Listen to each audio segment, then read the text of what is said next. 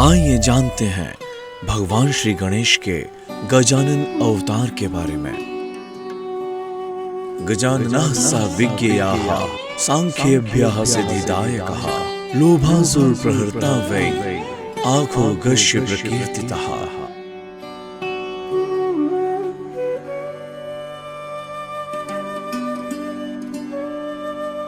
भगवान श्री गणेश का गजानन नामक अवतार सांख्य ब्रह्म का धारक है। उसको सांख्य योगियों के लिए सिद्धिदायक जानना चाहिए।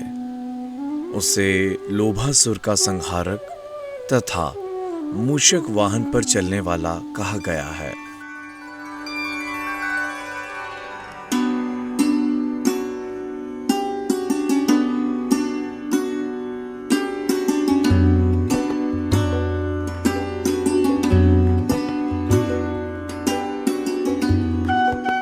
एक बार देवताओं के कोषाध्यक्ष कुबेर कैलाश पहुंचे। वहां उन्होंने भगवान शिव और माता पार्वती का दर्शन किया। कुबेर भगवती उमा के अनुपम सौंदर्य को देखकर मुग्ध दृष्टि से एकटक निहारने लगे। भगवती जगदम्बा पार्वती उन्हें अपनी ओर एकटक निहारते देखकर अत्यंत क्रुद्ध हो गईं। भगवती की कोप दृष्टि से कुबेर अत्यंत भयभीत हो गए।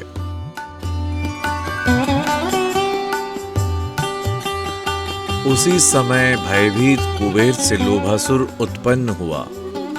वह अत्यंत प्रतापी तथा बलवान था। लोभासुर दैत्य गुरु शुक्राचार्य के पास गया।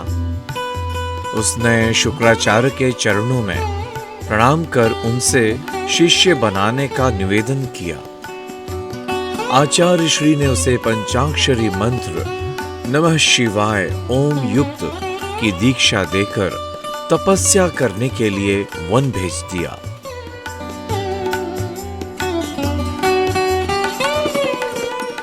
निर्जन वन में जाकर उस प्रबल असुर ने पहले तो स्नान किया, फिर भस्म धारण कर वह भगवान शिव का ध्यान करते हुए पंचाक्षरी मंत्र का जप करने लगा।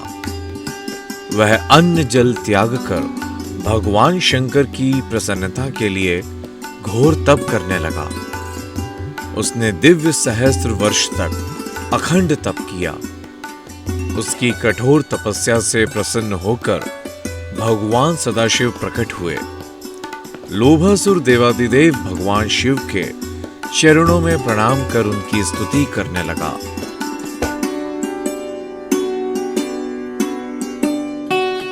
औरदानी भगवान शंकर ने वर देकर उसे तीनों लोकों में निर्भयता का वरदान दिया। भगवान शिव के अमोघ वर से निर्भय लोभासुर ने दैत्यों की विशाल सेना एकत्र की। उन असुरों के सहयोग से लोभासुर ने पहले पृथ्वी के समस्त राजाओं को जीत लिया। फिर उसने स्वर्ग पर आक्रमण कर दिया। इंद्र को पराजित कर उसने अमरावती पर भी अधिकार कर लिया। पराजित होकर देवराज इंद्र भगवान विष्णु के पास गए तथा उनसे अपनी व्यथा सुनाई। भगवान विष्णु असुरों का संहार करने के लिए अपने गरुड़ वाहन पर चढ़कर आए। भयंकर संग्राम हुआ। सदाशिव शंकर के वर से अजय लोभासुर के सामने उनको भी पराजय का मुंह देखना पड़ा।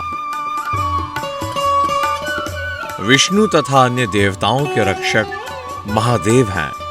यह सोचकर लोभासुर ने अपना दूत शिव के पास भेजा।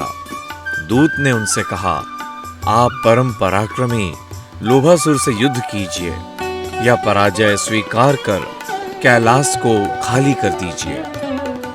भगवान शंकर ने अपने द्वारा दिए वरदान को स्मरण कर कैलाश को छोड़ दिया। लोभासुर के आनंद की सीमा न रही। उसके राज्य में समस्त धर्म कर्म समाप्त हो गए।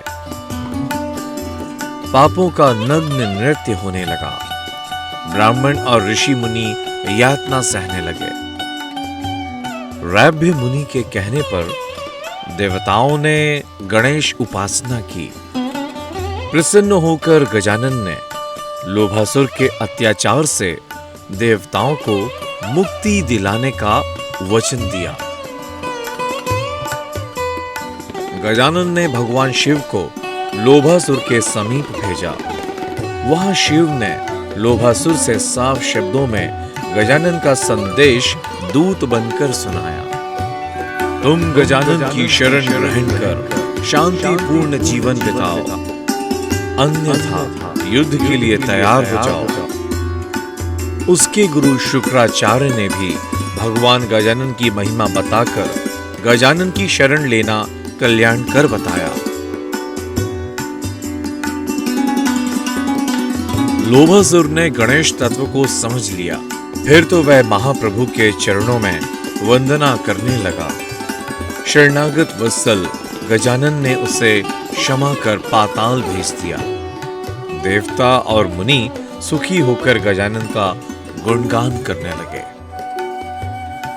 बोलिए गजानन गणेश महाराज की जय। तब तक जुड़े रहिए, जल्द मिलते हैं अगले वीडियो में।